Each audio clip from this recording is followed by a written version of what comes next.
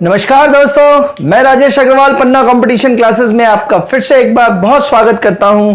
प्राचीन भारत की lecture series चल रही है दोस्तों, और प्राचीन भारत की लेक्चर सीरीज में आज अपन बात करने वाले हैं लेक्चर नंबर 55 की। 2-3 दिन से मैं लेक्चर्स नहीं डाल पाया, कुछ निजी काम होने के कारण। तो लेक्चर नंबर 55 जिसमें मौर्य काल का अंतिम भाग नंबर 9, और जिसमें अपन बात करेंगे मौर्यकालीन समाज एवं मौर्यकालीन कला। तो मौर्यकालीन समाज में सबसे पहले बात करेंगे कि कौटिल्य के अर्थशास्त्र में 4 वर्णों का उल्लेख हुआ है। कौटिल्य के अर्थशास्त्र में 4 वर्णों का उल्लेख हुआ है, जिसमें शूद्रों को भी आर्य कहा गया है। अर्थशास्त्र में शूद्रों को आर्य कहा गया है तथा शूद्रों को भी वार्ता का अधिकार दिया गया है। पिछले लेक्चर्स में मैंने आपको वार्ता बताया है। कृषि, पशुपालन और व्यापार, इन तीनों को मिलाकर वार्ता कहते थे, और कौटिल्य ने शूद्रों को भी वार्ता करने का अधिकार दिया है। अर्थात ये तीनों कार्य शूद्र भी कर सकते थे, कृषि, पशुपालन और व्यापार। तो शूद्रों को आर्य कहा है, वार्ता का अधिकार भी दिया है उनको। कौटिल्य ने अर्थशास्त्र में वर्ण संकर जातियों का उल्लेख किया है। 2 वर्णों का संकरण, वर्ण संकर जातियां, उनका भी उल्लेख किया है। अनुलोम विवाह और प्रतिलोम विवाह द्वारा वर्ण संकर जातियां बनती हैं। अनुलोम का मतलब क्या होता है? पुरुष उच्च जाति का हो और महिला निम्न जाति की हो। ज्यादातर यह विवाह स्वीकार कर लिया जाता है, ठीक माना जाता है, तो इसको अनुलोम विवाह कहा गया है। पुरुष उच्च जाति का हो और महिला निम्न जाति की हो। प्रतिलोम विवाह में इसका ठीक उल्टा होता है। तो अनुलोम तथा प्रतिलोम विवाह में, प्रतिलोम में महिला उच्च जाति की और पुरुष निम्न जाति का होता है। ठीक है, ऐसा संभव होता था। फिर वर्ण संकर जातियों में कुछ जातियां थी: अम्बंठ, निषाद, पार्शव, रथकार, वैदेहक, मागध, धूत और चांडाल। ये जो है कुछ जातियां वर्ण संकर जातियां हैं: अम्बंठ, निषाद, पार्शव, रथकार, वैदेहक, मागध, धूत और चांडाल। और स्वपाक भी एक तरीके की वर्ण संकर जाति थी। तंतुवाह, रजक, दर्जी, सुनार, लोहार, बढ़ई सभी शूद्र वर्ण में थे अर्थशास्त्र के अनुसार। तंतुवाह, रजक, दर्जी, सुनार, लोहार, बढ़ई सभी शूद्र वर्ण में थे। और मेगास्थनीज ने भारतीय समाज को 7 जातियों में बांटा था, पहले अपन पढ़ चुके थे। तो मेगास्थनीज ने भारतीय समाज को 7 जातियों में बांटा था। वहां पे मैंने कोडिंग नहीं बताई थी, आज सीधा कोडिंग लेके आया हूं मैं आपके लिए। 7 लेटर्स हैं ये: अदा, सकी, सैनिक। अदा, सकी, सैनिक, है ना। आप इसको चाहें तो थोड़ा सा इसको जो है, इन दोनों को थोड़ा सा इंटरचेंज कर सकते हैं, तो आपके लिए बन जाएगा। थोड़ा सा डाउन मार्केट है, इसलिए मैं लेक्चर में नहीं बोल रहा हूं। अदा, सकी, सकी को इंटरचेंज कर दीजिए तो बन जाएगा। तो अदा, सकी, सैनिक। आ से मतलब क्या हो जाएगा दोस्तों? आ से मतलब हो जाएगा अहीर। फिर दा से मतलब हो जाएगा दार्शनिक। सा से मतलब हो जाएगा सभासद। की से मतलब हो जाएगा किसान। सै से मतलब हो जाएगा सैनिक। नी से मतलब हो जाएगा निरीक्षक। और का से मतलब हो जाएगा कारीगर। तो ये 7 जातियां थी जो कि मेगास्थनीज ने बताई थी। पुराने लेक्चर्स में मैंने बताया है आपको, यदि नहीं पढ़े हैं तो उन्हें क्रम से पढ़ते जाइए, छोटे छोटे लेक्चर्स हैं। ठीक है, और फिर इसको आप समझेंगे। तो अदा, सकी, सैनिक, ये 7 जातियां हैं मेगास्थनीज ने जो भारत में अपने हिसाब से बांटी हैं। 7 जातियां हैं दोस्तों। दास प्रथा, मेगास्थनीज के अनुसार भारत में दास प्रथा नहीं थी, यह भी पुराने लेक्चर्स में समझा चुका हूं मैं। दास यहां इतने फैमिली के साथ मिलजुल कर रहते थे कि मेगास्थनीज को समझ में ही नहीं आया कि यहां दास है। लेकिन कौटिल्य ने दासों के 9 प्रकार बताए हैं। कौटिल्य ने अपनी अर्थशास्त्र में दासों के 9 प्रकार बताए हैं। कौन कौन से? ध्वजाहृत। ध्वजाहृत मतलब किसी को हरा दिया हो, तो युद्ध में जीता हो। हृत मतलब हराया हुआ, मारा हुआ, तो किसी के ध्वज के तले लाया हुआ, मतलब युद्ध में जीता हुआ दास। उदर मतलब पेट का दास। ठीक है, पेट से ही जो दास पैदा होता है, मतलब दास का बेटा दास, ऐसे, तो पेट का दास। ग्रहजात मतलब दासी से उत्पन्न जो बच्चा होगा वो दास होगा, ग्रहजात। फिर दायागत, दाया मतलब पैतृक संपत्ति। दोस्तों शब्द समझ लीजिए, स्क्रीनशॉट ले लीजिए दोस्तों, जल्दी से स्क्रीनशॉट ले लीजिए इसका बढ़िया से। लेक्चर को लाइक, सब्सक्राइब, शेयर जरूर करते जाइए। बहुत छोटा सा 2-3 दिन का गैप हुआ है, इसको जल्दी कवर करेंगे अपन। दाया का मतलब होता है पैतृक संपत्ति, तो दायागत मतलब पैतृक संपत्ति से प्राप्त दास। पैतृक संपत्ति से प्राप्त दास जो होता है वो दायागत होता है। लब्ध, लब्ध मतलब प्राप्त, तो दान में कोई दास प्राप्त हुआ है तो लब्ध, दान में प्राप्त दास। क्रीट, क्रीट मतलब खरीदा हुआ दास। मीना बाजार में उच्च वर्ग के खरीदार जाते। तो मीना बाजार में आपने सुना होगा कि मलिक काफूर को फला फला से खरीदा था, मलिक अंबर को फला फला से खरीदा था, इस तरीके से। तो क्रीट जो है वो खरीदा हुआ दास है। मीना बाजार में उच्च वर्ग के खरीदार जाते थे। सुना होगा आपने, जो मेले लगते हैं शहरों में गर्मियों की छुट्टी में, जहां पे झूले वगैरह आते हैं और बहुत सारे सामान मिलते हैं, उसको मीना बाजार बोलते हैं पुराने लोग। तो मीना बाजार में उच्च वर्ग के खरीदार जाते थे। तो क्रीट आत्मविक्रमी, स्वयं को बेचने वाला और दास बना लेने वाला व्यक्ति क्या कहलाता है? आत्मविक्रमी। अहितक, ऋण के बदले में दिया गया दास। यदि ऋण नहीं चुका पाए तो फिर किसी को दे दिया तो वह दास कहलाएगा। ऋण के बदले में दिया गया दास, अहितक, है ना। कभी कभी आप दो लोग दुकान में कुछ सामान लेने जाते हैं और मान लो पैसे कम पड़ गए या नहीं है, तो एक जन को वहीं बैठा के आते हैं और बोलते हैं मैं पैसे लेके आता हूं या आती हूं, ठीक है। तो अहितक, ऋण के बदले में दिया गया, मतलब उसको छोड़ के जाते हैं कि तुम इसको दास बना लेना, ठीक है। ऋण के बदले में दिया गया, ठीक है। खाना वाना खा लिया, मान लो 5 स्टार होटल में, पैसे कम पड़ गए तो उसको छोड़ के चलेगी कि तुम इससे बर्तन मंजवा लेना, ठीक है। तो अहितक, ऋण के बदले में दिया गया। दंड प्रणीत, दंड के कारण बना दास, है ना। यदि तुम मेरे से शर्त हार गए, तुमने ये खराब काम किया, तो तुम मेरी दासगिरी करोगे, मेरी दासता संभालोगे। तो दंड प्रणीत मतलब दंड के कारण दास। स्त्री की दशा कैसी थी दोस्तों? तो स्मृति काल, उत्तर वैदिक काल के खत्म होने का काल। उत्तर वैदिक काल के खत्म होने का काल स्मृति काल, और 600 से 300 बीसी का काल सूत्र काल लगभग एक ही है। तो स्मृति काल से इस समय दशा अच्छी थी, मतलब जो मौर्य काल है, इस समय स्त्रियों की दशा पिछली स्त्रियों की दशाओं से अच्छी थी। पुनर्विवाह, विधवा विवाह और नियोग प्रथा बता चुका हूं दोस्तों, कमेंट बॉक्स में बताइए क्या होती है। तो पुनर्विवाह, विधवा विवाह और नियोग, इन सबकी छूट थी। हालांकि बाहर जाने की स्वतंत्रता नहीं थी स्त्रियों को बाहर जाने की स्वतंत्रता नहीं थी। संभ्रांत परिवार की जो स्त्रियां बाहर नहीं जा पाती थी उन्हें अनिष्कासिनी कहते थे। संभ्रांत परिवार की जो स्त्रियां बाहर नहीं जा पाती थी उन्हें क्या बोलते थे? अनिष्कासिनी कहते थे। वैश्यावृत्ति प्रचलित थी और वैश्याओं को क्या बोलते थे? प्रोस्टिट्यूशन। वैश्यावृत्ति या प्रोस्टिट्यूशन प्रचलित थी, उन्हें बोलते थे गणिका। क्या बोलते थे दोस्तों? गणिका। स्वतंत्र वैश्याएं क्या कहलाती थी? रूपा जीवा। अपने रूप के कारण अपनी आजीविका चलाने वाली, अपने रूप सौंदर्य के कारण अपनी आजीविका चलाने वाली क्या कहलाएंगी? रूपा जीवा। तो स्वतंत्र वैश्याएं रूपा जीवा कहलाती थी। स्वतंत्र विधवाएं जो थीं वो छंदवासिनी कहलाती थी।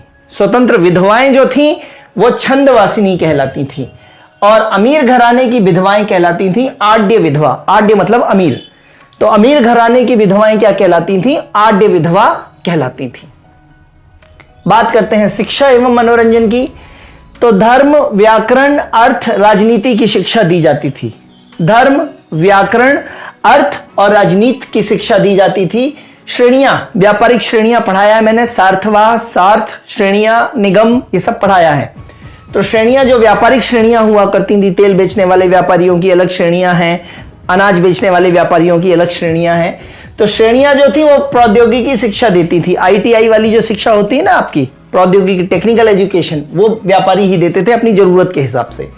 तो श्रेणियां प्रौद्योगिक शिक्षा देती थी। नट, नर्तक, गायन, वादन, जुआ, शराब, शिकार आदि ये सब मनोरंजन के साधन थे। ठीक है। अर्थशास्त्र में प्रेक्षागृहों, ये परीक्षा में आया दोस्तों। अर्थशास्त्र में प्रेक्षागृहों या इसी को बोलते हैं रंगशाला का वर्णन है। ठीक है। प्रेक्षागृहों या रंगशाला का वर्णन है। प्रेक्षागृहों में पुरुष कलाकार क्या कहलाएंगे? रंगोपजीवी। मतलब रंगमंच से जो अपनी आजीविका चलाते हैं वो रंगोपजीवी। और स्त्री कलाकार क्या कहलाती थी? रंगोपजीवनी। रंगोपजीवनी। ठीक है। ये जीवी, ये जीवनी। प्रवहन का मतलब होता था सामूहिक समारोह। प्रवहन का मतलब क्या होता था? सामूहिक समारोह, प्रवहन। ठीक है। अब ये बात होगी पूरे के पूरे मौर्यकालीन समाज की। जो बात यहां नहीं करी होगी दोस्तों वो पहले कर चुके होंगे, तो इसलिए यहां पे बहुत फिर नहीं उसको दोबारा करा है अपन ने। मौर्यकालीन कला को दो भागों में बांटेंगे, एक तो राजकीय कला और दूसरी लोक कला। मौर्यकालीन कला को दो भागों में बांटना है, राजकीय कला और लोक कला। राजकीय कला में अपन पढ़ेंगे नगर, स्तूप और गुफाएं, जिसमें से गुफाएं पहले पढ़ चुके हैं। तो नगर, स्तूप एवं गुफाएं देखेंगे। नगर के बारे में भी मैक्सिमम देख चुके हैं, जो पॉइंट नहीं देखे होंगे वो आज देखेंगे। और लोक कला में पत्थर की मूर्तियां और मृदभांड, है ना। तो ये दोनों चीजें अपन लोक कला में देखेंगे। तो सबसे पहले बात करते हैं राजकीय कला के अंतर्गत नगर, स्तूप और गुफाओं में नगर की। कौटिल्य के अनुसार नगर खाइयों से घिरा होना चाहिए, जो कि घिरा था। अपन ने स्टेडिया वगैरह पढ़ा है, चारों ओर खाई हुआ करती थी, है ना, गहराई भी बहुत होती थी, ये सब पढ़ चुके हैं। तो कौटिल्य के अनुसार नगर खाइयों से घिरा होना चाहिए, नगर में 3 मार्ग होने चाहिए, ये नहीं पढ़ा पहले। नगर में 3 मार्ग होने चाहिए, तीर्थी, बहुत सकरी गली को बोलते हैं तीर्थी, फिर रथ्या मध्यमा मार्ग, जो मध्यम चौड़ी सड़क जो होती है उसको बोलते हैं रथ्या, और महापथ जो आज के नेशनल हाईवेज जो होते हैं, स्टेट हाईवेज जो होते हैं, उनको बोला गया है महापथ। तो तीर्थी, रथ्या और महापथ, बढ़ता हुआ चौड़ाई का क्रम, तीर्थी, रथ्या और महापथ, तीरम, ठीक है। फाहियान के अनुसार पाटलिपुत्र का राजप्रासाद देवताओं द्वारा निर्मित था, यह प्रश्न आ चुका है। फाहियान ने कहा था कि पाटलिपुत्र का राजप्रासाद मतलब राजा का महल जो है वो देवताओं द्वारा निर्मित था, ठीक है। नगर के बाद बात करते हैं दोस्तों स्तूप की। अशोक के महत्वपूर्ण स्तूपों में सांची, सारनाथ, भरहुत और धर्मराजिता। सांची कहां पे है दोस्तों? तो रायसेन में। सारनाथ कहां पे है? बनारस में। भरहुत कहां पे है? सतना में। और धर्मराजिता कहां पे है? तक्षशिला में। यह पहले कभी चर्चा में नहीं आया, धर्मराजिता ध्यान देंगे तक्षशिला में है। तो इन सभी में ये 4 स्तूप महत्वपूर्ण हैं। और अशोक के एकाश्म स्तंभ, जो एकाश्म शिलालेख हैं, स्तंभ लेख हैं, तो अशोक के एकाश्म स्तंभ चुनार पत्थर मिर्जापुर, मैंने बताया था, चापड़ की चर्चा करी थी मैंने। तो एकाश्म स्तंभ का भार लगभग 30 से 50 मन या 1000 से 1200 किलो तक, मतलब 1 मन लगभग 33 किलो का होता होगा। तो 30 इंटू 33 वो 1000 के आसपास आ जाएगा। तो 30 से 50 मन तक होता था एक पत्थर का एकाश्म स्तंभ का भार, है ना। अब इस स्तंभों में और देखते हैं।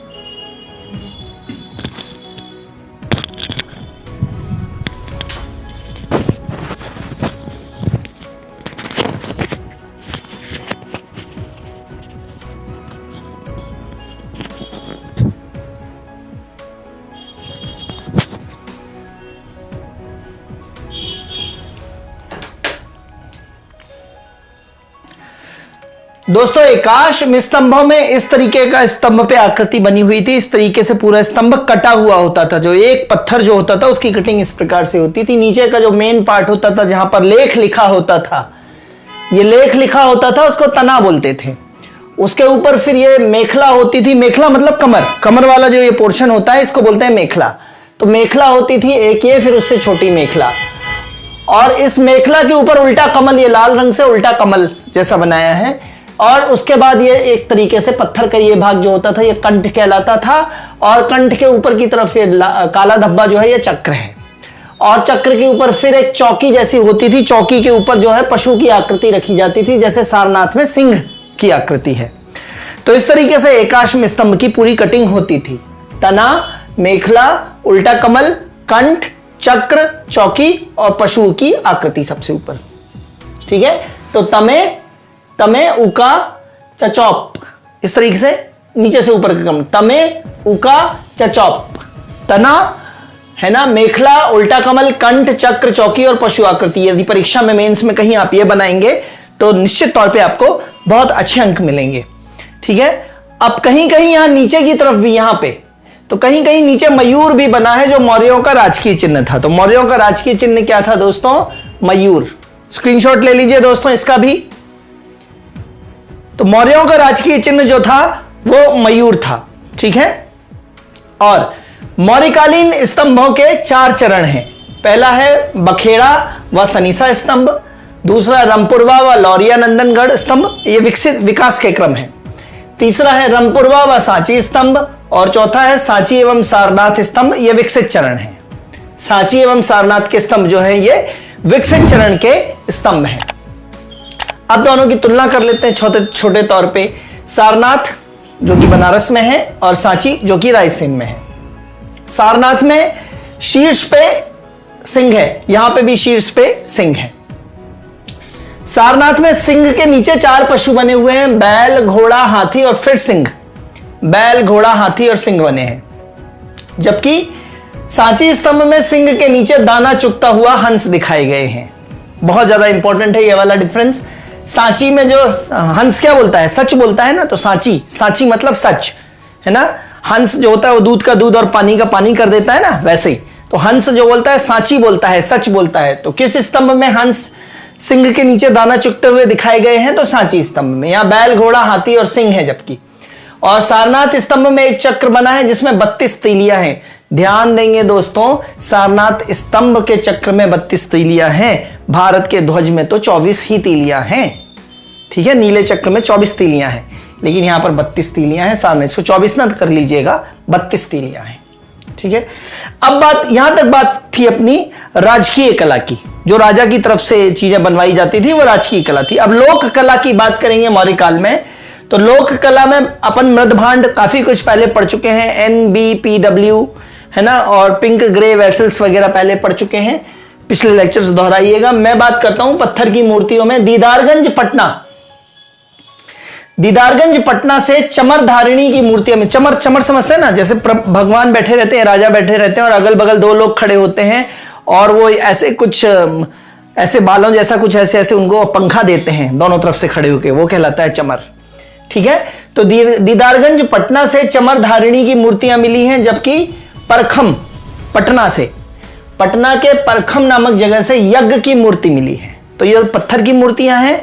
दीदारगंज पटना से चमर धारिणी और परखम पटना से यज्ञ की मूर्ति मिली है।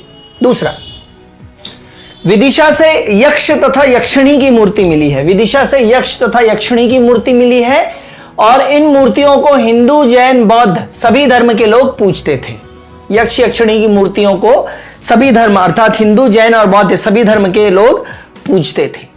और सबसे ज्यादा इंपॉर्टेंट है, इसको आप गूगल जरूर करके देखिएगा, धौली की पहाड़ी, उड़ीसा भुवनेश्वर में धौली की पहाड़ी पे आमजन ने एक हाथी बनाया है। वहां के लोक कला है ये। आमजन ने एक हाथी बनाया है जो पहाड़ से निकलता हुआ प्रतीत होता है। बहुत सुंदर है, गूगल करके देखिएगा। तो पहाड़ पे एक हाथी बनाया है जो पहाड़ से निकलता हुआ प्रतीत होता है, धौली में, भुवनेश्वर, उड़ीसा। और भारी संख्या में मिट्टी की बर्तन के अलावा मिट्टी की आकृतियां भी मिली हैं, ठीक है दोस्तों। तो इस तरीके से आज यहां पे आके खत्म होता है अपना मौर्य वंश, पूरा मौर्य काल पूरा। अब अपन बात करेंगे कल से अगले लेक्चर में मौर्योत्तर काल। और मौर्योत्तर काल में मौर्य के बाद यहां पे कौन सा हो जाएगा, शुंग और कण्व और सातवाहन और फिर छोटे छोटे राज्य। और विदेशी आक्रमणकारी भी इसी समय से आने लगे हैं। तो ये वहां पे बात होगा हिष्पकु, हिंदयवन, शक, कुषाण, हिंदयवन, शक, पहलव और कुषाण। हिष्पकु, हिंदयवन, शक, पहलव और कुषाण। तो इस तरीके से दोस्तों फिर से अपन उत्साह के साथ आज वापस हुए हैं, ठीक है, 2-3 दिन के गैप के बाद। तो लेक्चर पढ़ते जाइए, एंजॉय करते जाइए, लाइक, सब्सक्राइब और शेयर करते जाइए। इंस्टा और टेलीग्राम की लिंक इसी लेक्चर में नीचे की तरफ है, उसे भी ज्वाइन कीजिए दोस्तों। PDF में वहीं देने वाला हूं। तब तक के लिए धन्यवाद, गुड बाय, जय हिंद दोस्तों।